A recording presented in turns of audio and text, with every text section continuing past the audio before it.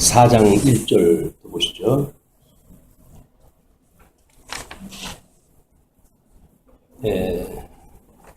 내 사랑 너는 어여쁘고도 어여쁘다. 너울 속에 있는 내 눈이 비둘기 같고 내 머리털은 길르앗산 기슭에 누운 염소떼 같구나. 내 이는 목욕장에서 나오는 털 깎인 암양 곧 새끼 없는 것은 하나도 없이 각각 쌍태를 낳은 양 같구나. 내 입술은 홍색실 같고 내 입은 어여쁘고 너울 속에 내 뺨은 석류 한쪽 같구나. 내 목은 무기를 두려고 건축한 다윗의 망대 곧 방패 1000개 용사의 모든 방패가 달린 망대 같고 내 두 유방은 백합화 가운데서 꿀을 먹는 쌍태 어린 사슴 같구나. 사장의 내용은 선민국가의 분국과정에 대한 이야기라고 소개가 됐어요. 그래서 열왕기상 12장서부터 열왕기하 8장 15절까지 내용인데 특별히 선민국가의 분국 결과를 보시게 되면 열왕기하 8장 16절로 25장까지 내용이 언약자손의 선민국가의 분국 결과로 소개가 되어지고 있습니다. 그래서 지금 그 4장 1절서부터 15절까지는 목동의 이야기예요. 사랑하는 자 목동의 이야기인데 먼저 요한복음 1장 29절에 이튿날 요한이 예수께서 자기에게 나오심을 보고 이르되 보라 세상 죄를 지고 가는 하나님의 어린 양이고 예수님을 어린 양의 그림으로 표기가 돼요. 어린 양. 요한계시록에서도 어린 양으로 해가지고 그 권세에 대한 것을 보여주기도 합니다. 마태복음 10장 16절에서는 보라 내가 너희를 보냄이 양을 이리 가운데 보낸가 같도다. 그러므로 너희는 뱀같이 지혜롭고 비둘기같이 순결하라. 그래서 성도들, 이 어린 양에 지금 속해져 있는 성도들도 이제 이 양을 파송하는 그런 모습으로 그려지고 있습니다. 그래서 4장 1절로 5절이 신부의 아름다움을 극찬하며 구원하지 않을 수 없는 이유를 노래하는 내용으로 이제 제목을 잡아놨어요.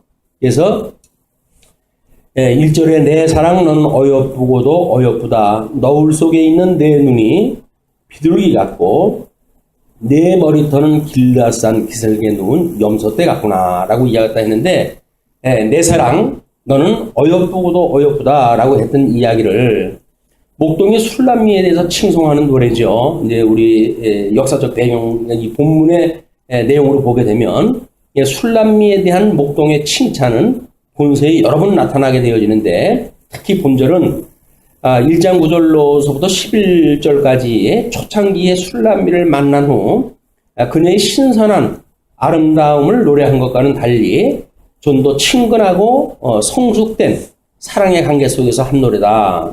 그 이야기는 지금 왕궁에 들어가 있음에도 불구하고 아직도 그 목동하기에는 뭔가 가망성이 있는 다윗 왕궁에 다른 사람의 후처부이 됐다든지 이런 것도 아니고 지금 가능성이 열려져 있는 그런 그 상태를 우리 연상을 하시면 좋을 것 같아요. 그래서 이는 모세 오경영 언약대로 선민국가가 창건되었음을 의미한다. 선민국가가 출애굽을 갖다 했을 때 그 사람들도 하나님의 언약 백성들이에요.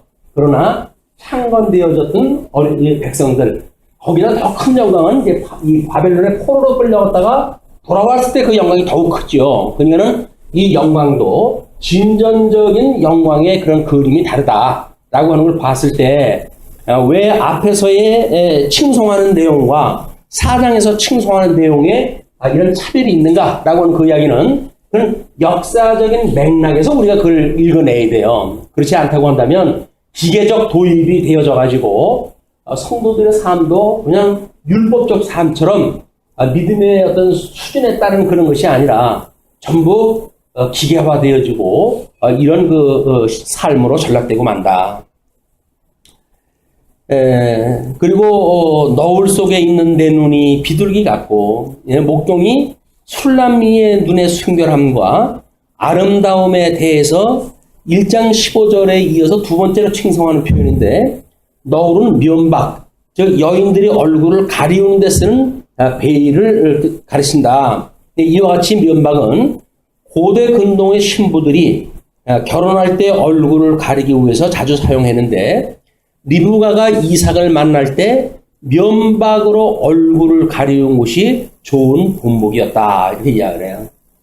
그때 이 리브가를 기다리던 이삭은 들에서 묵상을 하던 중이었어요. 그 묵상을 갖다 하는, 그 묵상이라고 하는 그 이야기는 끊임없이 하나님의 언약이 성취되어지기를 간구하는 그런 내용에서 하나님의 그 언약을 또 기억하고 하는 그 거듭된 그 묵상, 성경 말씀에 대한 궁구, 이런 걸로부터 가지고 있던 소망 중에 리브가가 자기의 그 하인하고 함께 오는 걸 지금 목격하게 되어진 거예요.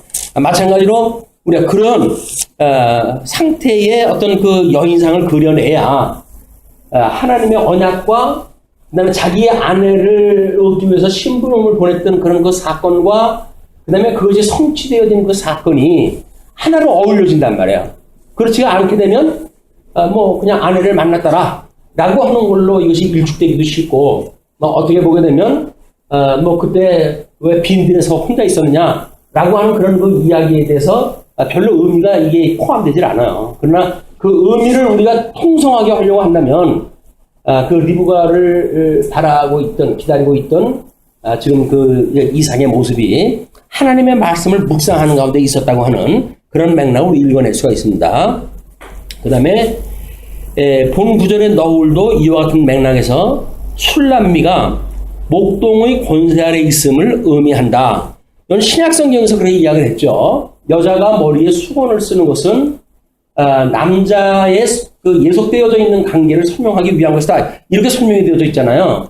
그냥 누구 권세 아래 있느냐의 표현이 여자가 너울을 쓰는, 수건을 쓰는 그런 그 이유로 그때 문화적 맥락이 그렇게 되어져 있던 겁니다. 그래서 이 너울은 신부의 얼굴을 다른 사람에게는 가리우고 오직 신랑에만 보이기 위하여 쓴 듯한데, 고대 이스라엘의 결혼 풍습에 따르면 신부는 신혼 초야까지 너울을 계속 썼으며 그 밤에 신랑이 벗겨주었다고 한다. 우리도 그 유사한 어떤 그런 결혼 풍습이 있는데, 그래서 율법의 수건을 벗게 될 때 복음을 만나듯 복음을 만나면 사랑으로 종노릇하게 됨을 의미한다. 우리가 결혼식 때 면사포를 벗겨주는 그런 그 이야기도 이런 역사적 맥락과 신학적 배경 속에서 만들어진 것들이거든요. 요즘은 지네 둘이 들어와가지고 지네들이 그냥 결혼식을 하니까 면사포를 벗겨주는 일도 없고 다 벗고 들어와가지고 그렇게 하는데, 이게 신학적인 문제를 본다고 한다면 그게 뭐예요? 아무 남자한테나 그냥 수작 부리는 그런 여인처럼 보이는 거예요. 그게 자기 남편한테만 보이기 위해서 면사포로 면박으로 얼굴을 가리고 있다가 남편이 벗겨줌으로 해가지고 첫 얼굴을 남편에게 보여주는 그런 그 장면이 아니라, 이런 시대의 난맥상이 결국은 모든 여자들을 만들어가고 있다. 이게 그런 신령한 의미가 없는 거예요. 이게 참 한스러운 일이지만 어떻게 세상이 그렇게 되어져 가니까. 그리고 잘났다고 지네들끼리 그러는데 어떻게 됐어요?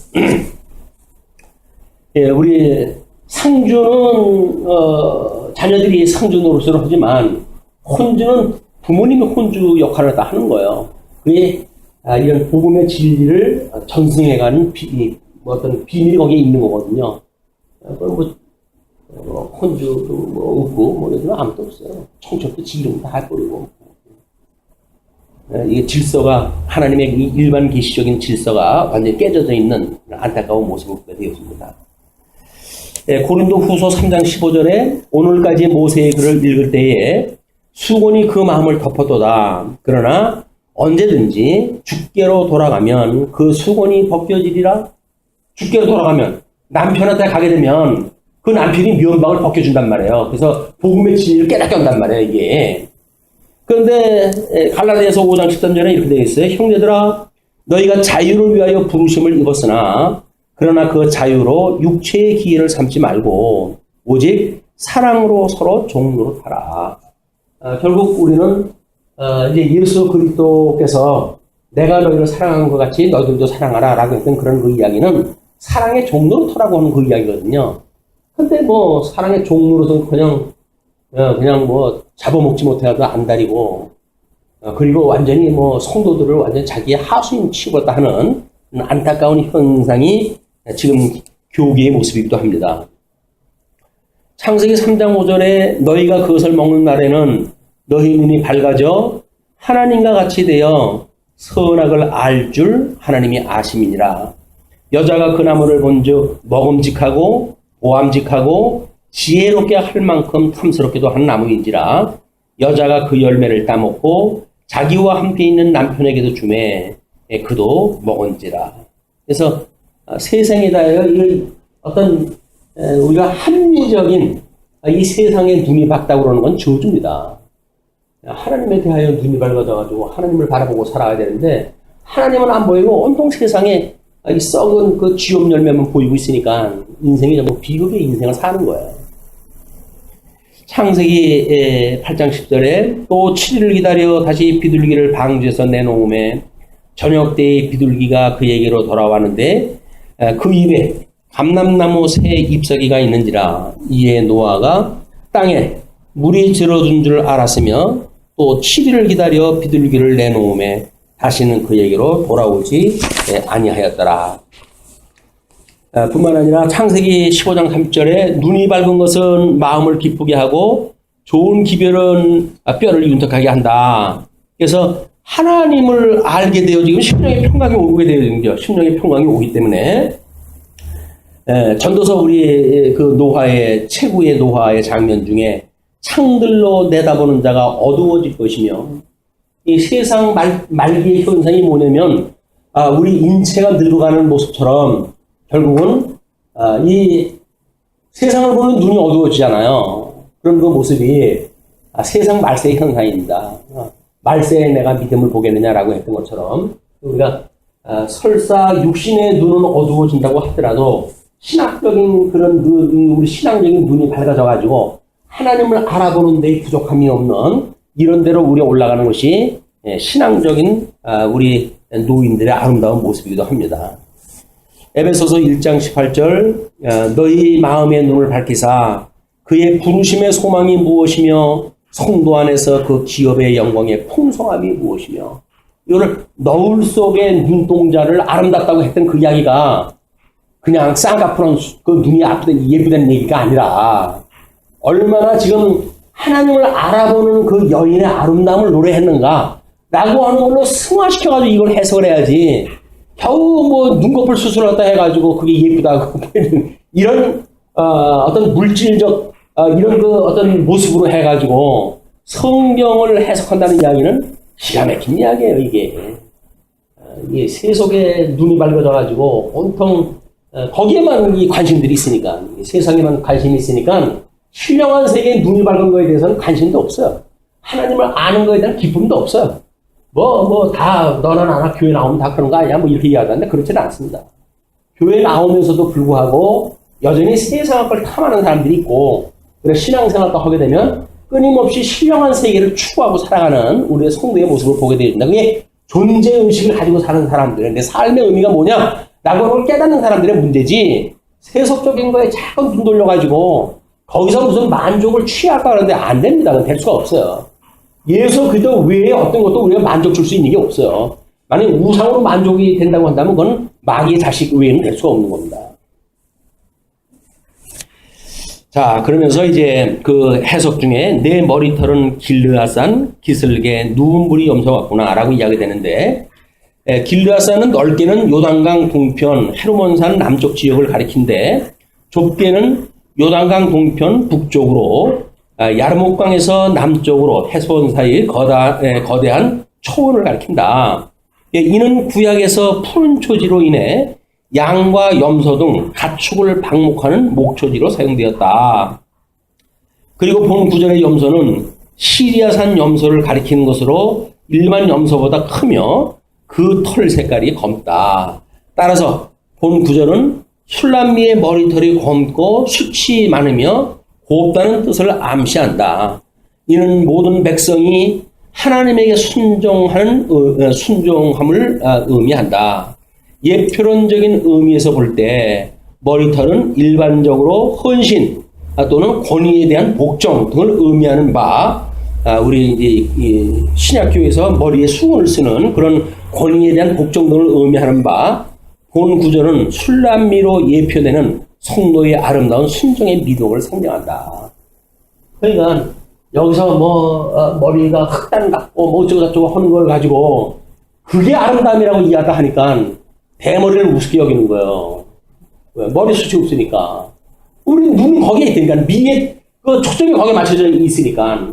그렇지는 않습니다. 하나님이 그 길르앗산에 누운 염소털 같다라고 하는 그 이야기는 하나님의 그 언약대로 이루어가시는 이 언약 백성들의 순종의 모습을 그려놓은 거예요, 거기다가. 이런 신학적으로 너무나 이 어떤 어미로운 장면, 영광스러운 장면을 겨우 호삭거리를 만들고 하는 그런 그 인생들은 저주받은 인생입니다. 고린도전서 12장 2절 너희가 모든 일에 나를 기억하고 또 내가 너희에게 전하여 준 대로 그 전통을 너희가 지킴으로 너희를 칭찬하노라. 그러나 나는 너희가 알기를 원하노니 각 남자의 머리는 그리스도요 여자의 머리는 남자요 그리스도의 머리는 하나님이시라. 무릇 남자로서 머리에 못을 쓰고 기도나 예언을 하는 자는 그 머리를 욕되게 하는 것이요 무릇 여자로서 머리에 쓴 것을 벗고 기도나 예언을 하는 자는 그 머리를 욕되게 하는 것이니 이는 머리를 민 것과 다름이 없습니다. 만일 여자가 머리를 가리지 않거든 깎을 것이요. 그 다음에 기르지 않으면 머리를 가리지 않거든 깎을 것이요. 만일 깎거나 미는 것이 여자에게 부끄러움이 되거든 가릴지니라. 남자는 하나님의 형상과 영광이니 그 머리를 마땅히 가리지 않거니와 여자는 남자의 영광이니라. 남자가 여자에게 난 것이 아니요 여자가 남자에게서 났으며 또 남자가 여자를 위하여 지음을 받지 아니하고 여자가 남자를 위하여 지음을 받은 것이니 그러므로 여자는 천사들로 말미암아 권세 아래에 있는 표를 그 머리 위에 둘지니라. 그러나 주 안에는 남자 없이 여자만 있지 않고 여자 없이 남자만 있지 아니하니라. 이는 여자가 남자에서 난 것 같이 여자로 말미암아 났음이라. 그리고 모든 것은 하나님에게서 났느니라. 너희는 스스로 판단하라. 여자가 머리를 가리지 않고 하나님께 기도하는 것이 마땅하냐? 만일 남자에게 긴 머리가 있으면 자기에게 부끄러움이 되는 것이 본성이 너희에게 가르치지 아니하느냐? 만일 여자가 긴 머리가 있으면 자기에게 영광이 되나니 긴 머리는 가리는 것을 대신하여 주셨기 때문이라. 논쟁하려는 생각을 가진 자가 있을지라도 우리에게나 하나님의 모든 교회는 이런 관례가 없느니라. 지금 여기서 수건이라고 하는 그 예를 어디다가 두었냐면 이런 모세의 율법이라고 하는 그런 그 측면에 뒀죠. 모세의 율법을 받았을 때에 그 영광의 광채를 백성들이 무서워하니까 머리에 그 수건을 두르고 하나님의 말씀을 증거했던 내용을 우리가 볼 수가 있습니다. 그러나 우리 고린도서 이야기하는 것처럼 이제 우리가 예수 그리스도 앞에 오게 되면 우리가 쓰고 있던 모든 그 수건이 벗겨져 가지고 복음의 진수를 만날 수 있게 된다고 그러지 않았어요. 그러니까 이렇게 모세가 수건을 썼을 때의 구약적인 모든 풍습, 이 풍습은 신약교회에 와가지고는 예수 그리스도를 만남으로 우리는 벗겨졌다고 하는 걸 보여줘야 되겠죠. 그러니까 지금 여기서는 이거 여자가 쓰는 게 아니에요. 근데 그 교단에서는 여전히 여자가 머리 위에다 너울을 쓰고 그래가지고 그 성경에 그렇게 쓰라고 그랬대나 이렇게 해가지고 이야기를 하는데 아니 복음 이야기를 하다 보면 알지. 벗어졌다고 해서 벗어진 걸 보여줘야지. 쓴 걸 그냥 가지고 뭘 하겠어요. 이것이 소위 요즘 이 개혁교회에서 많은 교회에서 이단이라고 지칭을 하는 모 교단의 그런 모습입니다. 천주교에서 쓰죠. 이 여자 너울 쓰는 거. 보면 예뻐요. 한쪽에 전부 하얀 폴을 쓰고 있고 그러면 예뻐요. 예쁜 것이 교회의 모습이 아니잖아요, 지금. 이 교회는 복음을 만난 자의 그런 자유롭고 은혜와 평강이 넘치는 그런 성도들의 풍성한 그런 그림이 그려져야지. 너울을 써가지고 나는 남자의 그늘 아래 있습니다 라고 하는 걸 보여주는 것이 도대체 뭔 짓입니까, 이게. 이 성경을 우리가 잘못 이해하게 되면 무조건 성경대로 산다고 해가지고 그런 걸 갖다가 지금 이 현실적으로 쓰는 거예요. 이 배운 공부와 익힌 공부에 있어서는 분명한 이론을 통해 가지고 우리가 복음을 만나게 됐을 때 그것이 어떠한 의미가 있는지를 생각해내지 않으면 엉뚱한 그런 그 행위로 빠져나가게 되어져 있는 겁니다. 다음에 이제 4장 2절을 보시게 되면 내 이는 목욕장에서 나오는 털 깎인 암양 곧 새끼 없는 것은 하나도 없이 각각 쌍태를 낳은 양 같구나 라고 그랬잖아요. 그거를 일반적으로 팔레스틴 지역에서 기르는 양은 속과에 속하는 면양을 가리키는 것으로 본다. 이 양은 보통 제사의 제물, 젖이나 고기 또는 펄 등의 용도로 자주 사용되었다. 특히 이 양의 색깔은 흰색이었으며 또 그 털은 팔레스틴 지방에서 중요한 모직물로 사용되었다. 또한 이 양은 그 털을 깎인 후에 며칠 있다가 청결을 위해서 목욕물로 씻겨졌다고 한다. 이제 그때 문화가 그렇다는 이야기예요. 그러니까 따라서 본 구절은 술람미의 치아가 쌍태 새끼를 낳은 한 양처럼 고르며 하얗다는 뜻이다. 이는 푸른 초장으로 인도된 양머리를 뜻한다. 한편 예표론적인 의미에서 혹자는 술람미로 예표되는 성도의 질서를 암시한다고 하지만 그보다는 이가 음식을 씹는 것인 바 말씀에 대한 수용 능력을 암시하는 듯하다. 하나님을 일용할 양식으로 먹는 성도들의 삶이 그것이 하나님이 보시기에 아름다운 거예요. 그게 보초를 갖다 써가지고 뭐 이 가지런히 넣어가지고 그게 예쁜 것이 아니라 그 이의 하얀 가지런한 그 모습을 가지고 하나님의 그런 통치에 순종하는 그런 질서 정연한 교회의 모습 이걸 지금 이야기하는 것이다. 우리가 아가서에 대한 해석을 그 사람들이 한다고 하면 모든 해석 또는 뭐 우리 역사서에 나오는 그런 우리 예수님을 예표로 하는 역사적 해석 실체적으로 이것은 예수 그리스도의 복음에 대한 의미 교회와 예수 그리스도의 그 아름다운 모습 이런 걸 우리가 연상을 해낼 수가 있어요. 그래서 아가서는 그런 면에서 매우 중요합니다. 우리가 제일 좋아하는 시편이 23편이죠. 여호와는 나의 목자시니 내게 부족함이 없으리로다. 그가 나를 푸른 풀밭에 누이시며 이것이 아까 검은 머리를 갖다 소개했던 그런 그 모습이기도 하죠. 또 쉴만한 물가로 인도하시는도다. 내 영혼을 소생시키시고 자기 이름을 위하여 의의 길로 인도하시는도다. 내가 사망의 음침한 골짜기로 다닐지라도 해를 두려워하지 않을 것은 주께서 나와 함께 하심이라. 주의 지팡이와 막대기가 나를 안위하시나이다. 이런 지팡이와 막대기가 안위하고 그런 가운데에 순종하는 그런 그 모습을 우리가 그 하얀 이로 설명이 되어진 거죠. 주께서 내 원수의 목전에서 내게 상을 차려주시고 기름을 내 머리에 부으셨으니 내 잔이 넘치나이다. 내 평생의 선하심과 인자심이 반드시 나를 따르리니 내가 여호와의 집에 영원히 살리리로다. 자, 4장 3절에 또 이제 아름다운 모습을 설명을 합니다. 내 입술은 홍색 실 같고 내 입은 어여쁘고 너울 속에 내 뺨은 석류 한쪽 같구나. 이렇게 해서 4장 3절이 되어져 있는데 그 중에 내 입술은 홍색 실 같고 그 이야기는 홍색 실은 실에서 시몽의 물감을 들인 실로서 성경에서는 성막의 막이나 제사장 의복이나 정결 의식 등에 다양하게 사용이 되었다.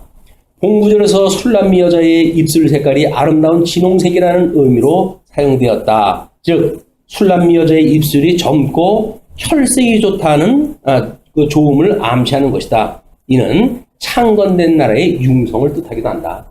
그러니까 우리 그 도표를 소개해 드렸지요. 신부의 아름다움에 대한 비유의 그 4장의 비유와 그다음에 하나님의 나라와 우주, 그리고 이스라엘과 성전이라고 하는 도표를 소개해드렸잖아요. 적어도 이 신부의 아름다운 이야기는 하나님의 보좌와 발등상으로 보여줬던 그런 그 내용의 하나님의 영광을 우리가 볼 수도 있고, 하나님이 지었던 세계를, 그 다음에 에덴 동산과 이 세속적인 세상에서의 모습들, 그걸 우리가 그림으로 우리가 보일 필요가 있는 거죠. 뿐만 아니라 이스라엘 그 나라의 가나안과 애굽, 그리고 광야 생활이라고 하는 그 가운데 펼쳐지는 하나님의 그런 역사 섭리, 또 성전, 지어져가는 성전의 지성소와 성소, 그 사이를 가로막고 있는 휘장, 이런 것들을 통해 가지고 하나님께서 어떻게 아름다움을 노래했는가에 대한 복합적인 의미가 있는 거예요, 이게. 어떤 한쪽의 여자의 어떤 그런 생물학적 모양을 머문다는 이야기는 하나님의 이 풍성한 영광의 계시를 한껏 여자의 어떤 생물학적 그 미에다가 전락시켜버리는 아주 미련하기 짝이 없는 해석 방법이다. 이렇게 보시면 될 것 같아요. 그래서 우리 지어져가는 성전, 사람도 마찬가지죠. 하나님의 지음으로 우리가 지음을 받았고, 영이, 그다음에 흙으로 지음을 받았던 인생인데, 죽었던 우리 영혼을 우리 예수님으로 인해 가지고 새로운 피조물이 되어졌을 때 하나님이 그것을 보고 얼마나 예뻐하시겠어요. 얼마나 기뻐하시고, 이런 아름다움을, 그런 아름다움을 봐야지. 성도들의 아름다움도 그런 아름다움을 봐야지. 겨우 무슨 신앙생활을 제대로 하냐 안 하냐, 형식을 어떻게 하고 있느냐, 이런 거에 얽매여져 버리게 되면 너무 전부 고착화되어진단 말이에요. 물론 우리가 지금 이제 살고 있는 세계는 시공형 세계에 살고 있기 때문에 여기에 제한될 수밖에 없지요. 그러나 해석 자체를 이렇게 국한시켜 버리게 되면 우리는 풍성한 하나님의 영광을 읽어낼 수가 없다. 내 입은 어여쁘고에 대한 이야기도 입에 해당하는 히브리어 미데바르는 문자적으로 말을 의미한다. 따라서 본 구절은 술람미 여자의 아름답고 젊은 입술로 하는 말이 어여쁘다는 의미로서 속에 있는 것을 밖으로 표현하는 것 또한 아름답다는 뜻이다. 그러니까 하나님께서 사랑하는 지체들, 성도들, 백성들, 그들을 증인을 삼으셨잖아요. 그 증인들로부터 나오는 그 말이 얼마나 하나님의 뜻에 합하겠어요. 그게 아름답다는 이야기예요.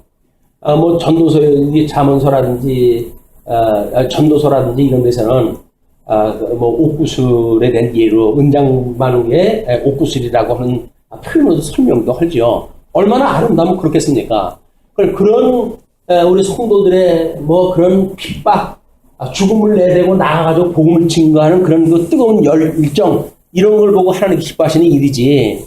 세치혀가지고 무슨, 하는 걸 가지고 그걸 하나님께서 예보하는 게 아니다. 너울 속에 내 뺨은 석류 한쪽 같구나.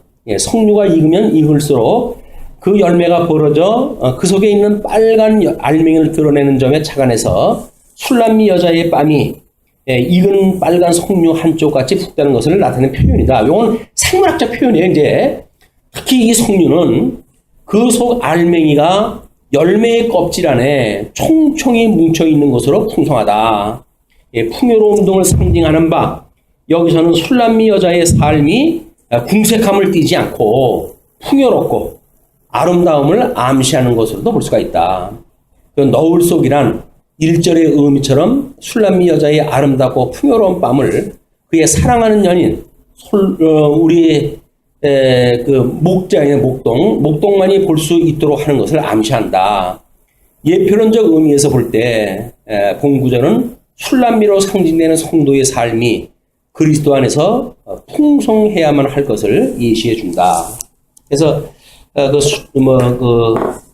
솔로몬 왕만이라고 이렇게 이야기하는 목동만인데, 사랑하는 자만이 목동만이.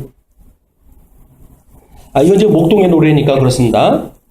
그래서 열왕기상 4장 7절에 솔로몬이 또 온 이스라엘에 12지방 관장을 두매 그 사람들이 왕과 왕실을 위하여 양식을 공급하되 각기 1년에 한 달씩 공급하였으며, 그 아름다운 그런 그 일들에 대한 이야기예요. 4장 4절의 내목은 무기를 두려고 건축한 다윗의 망대 곧 방패 1000개, 용사의 모든 방패가 달린 망대 같고라고 되어져 있는데 그 이야기는 망대라는 구약시대에 들판의 포도원 가장자리 또는 성벽 모퉁이 등에 높게 세운 탑을 가리키는 것으로서 포도원이나 성읍을 침입하는 도적이나 대적을 감시하는 곳이기도 하며 또한 무기를 보관하기도 하는 장소이다.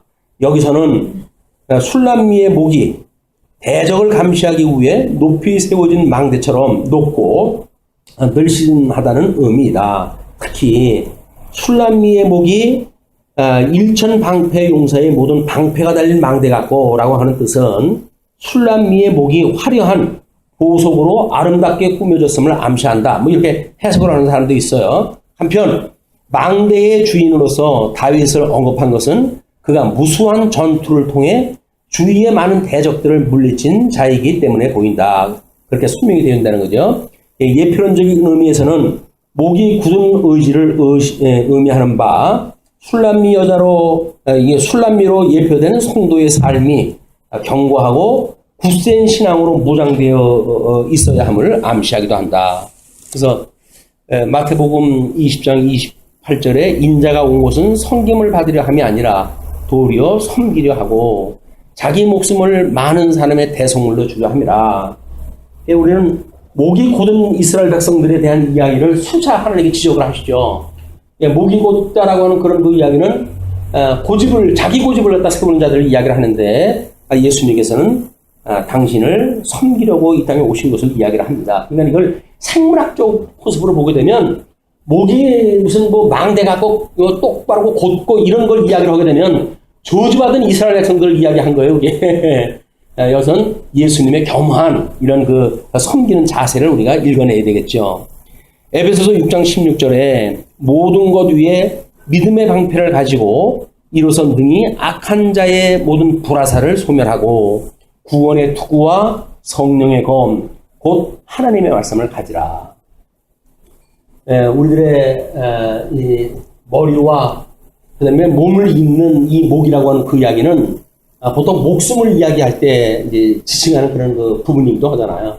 그래서 참수를 할 때 목을 쳐 쥐기도 하는 이유도 바로 그런 그 이야기입니다. 머리와 몸을 다 분리시키는 그런 그 일이기 때문에 이거는 지금 대적을 보는 망대의 역할을 다 하지만 한편으로는 하나님께서 섭리하시는 그들의 나라를 하나님께서 어떻게 지금 인도해 가시는지를 읽어내는 또 신령한 모습이기도 해요. 그 망대가 대적만 보는 그런 그 이야기가 아니라 하나님의 근한을 보존한다고 한다면 대적이 오질 않겠죠. 그럼 대적이 오질 않는다고 해가지고 우리나라가 강성해서 대적이 안 와 라고 해가지고 자기네 나라를 찬양할 사람들은 없죠. 그게 믿어진다고 한다면 오히려 하나님의 그 나라, 이 나라를 하나님께서 좀 지켜주고 계시다고 하는 보이지 않는 하나님의 섭리를 읽어낼 수가 있을 겁니다. 끝으로 4장 5절 말씀이에요. 내 두 유망은 백합화 가운데 꿀을 먹는 쌍태 어린 사슴 같구나. 여기서 노루란 가젤 곧 영양을 가리키는 것으로 본다. 이는 그 모양이 우아하고 쉽게 놀라며 빨리 달리는 짐승으로 특징 지어진다. 사무엘하 2장 18절 말씀을 그런 인용하다 했었어요. 그래서 이는 빨리 달리는 특성으로 인하여 술람미의 사랑하는 연인 우리 목동으로 고치셔야 돼. 목동으로 비유되기도 했다.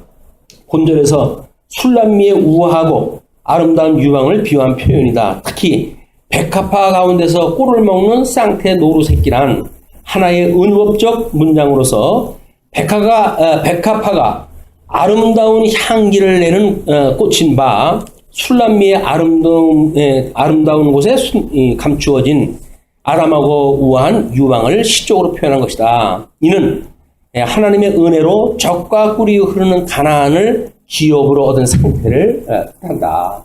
이거를 인간 어떤 생물학적 그런 그 표현으로부터 확장을 갖다 해가지고 때로는 성전으로 또는 이스라엘 국가로 또는 이 하나님 보호자와 발등상인 천지의 모습으로 또는 실체적인 언약을 갖다 했던 에덴 왕국과 다시 왕국되어진 천년 왕국으로서의 그런 그 모습으로 다양한 이런 해석의 모습을 가지고 있어야 어떤 한쪽 해석의 제한됨을 우리가 피할 수가 있다.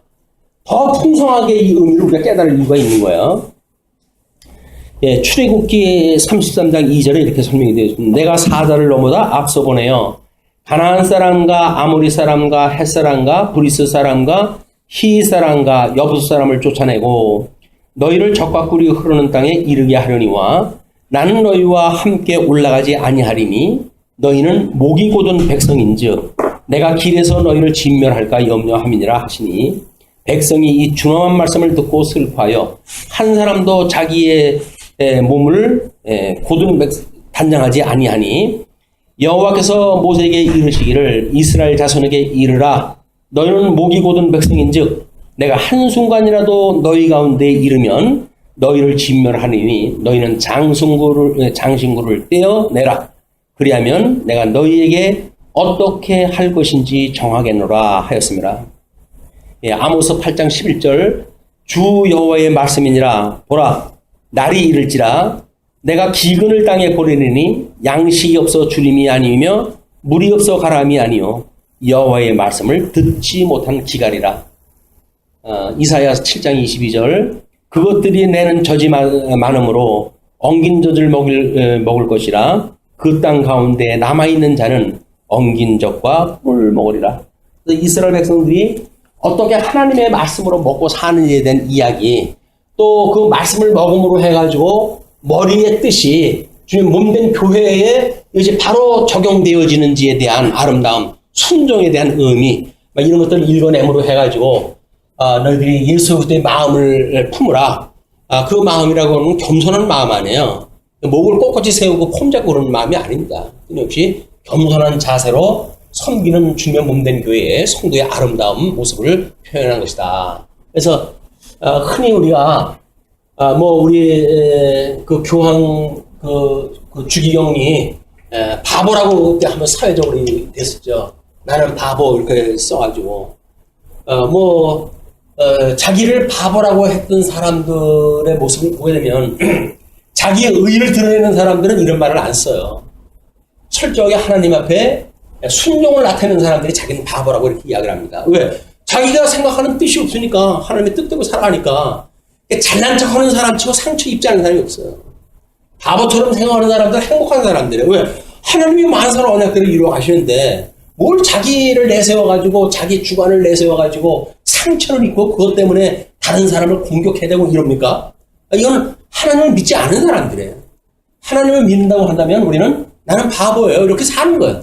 나는 세상에 죽었어요 라고 고백하는 사람들인데 뭐 자기 주장을 피지 못해가지고 안달이 나가지고 그렇게 하면 살아갑니까?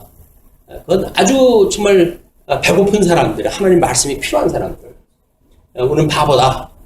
노무현이가 바보라고 이렇게 이야기를 했고, 시인도 어떤 우리 시인에 대해서 바보라고 이런 표현을 한 것도 있고 그런데, 우리가 세상에 대하여 바보 소리 듣는 것은 결코 부끄러운 이야기가 아닙니다.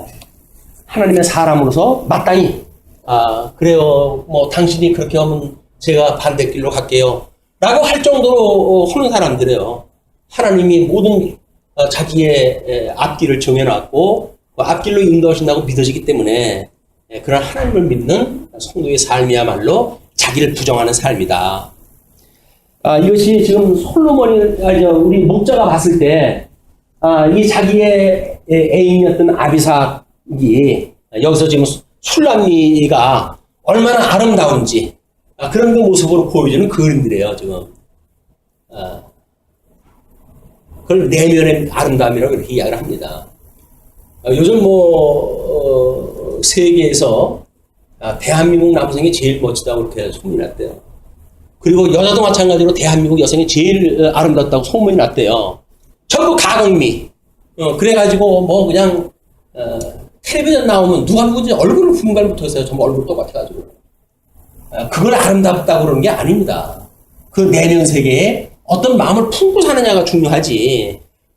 그걸 조금 나이 먹으면 쭈글쭈글 그런 그 일에. 우리 전 대통령 보세요. 감옥에 들어가가지고 어떤 시술 얼마 안 하니까 밤탱이 돼버리고 말잖아요. 그걸 연장을 시키겠다고 해가지고 그 대사가 일어난데도 불구하고 그런 걸 하니까 타산지석이 되지 않습니까? 참 쓸모없는 일이다 속에. 그렇게 뭐 아름다움을 추구하기 위해 가지고 시술을 갖다 받고 뭐래 이제는 이미 다 늙어가지고 너무 추하게 돼버리죠. 얼굴 모습이. 본 모습 가지고 있어서는 그렇게 추하게 안 돼요. 너무 강화된 걸로 해가지고 변장을 했다가 가면을 벗어버리니까 그런 모습이 드러나는 겁니다. 우리 예수님을 믿는 사람들은 자연스럽게 늙어가는 거예요. 자연스럽게 늙어가지고 그냥 그렇게 자연스럽게 해서 시간이 얼마가 지나서 봤을 적에도 그냥 옛날에 봤던 거나 지금 봤던 거나 크게 변화가 느껴지지 않는 이런 아름다운 모습이야말로 내면의 세계를 갖춘 사람들이 추구해야 될 어떤 외적 아름다움의 모습이라고 보여집니다.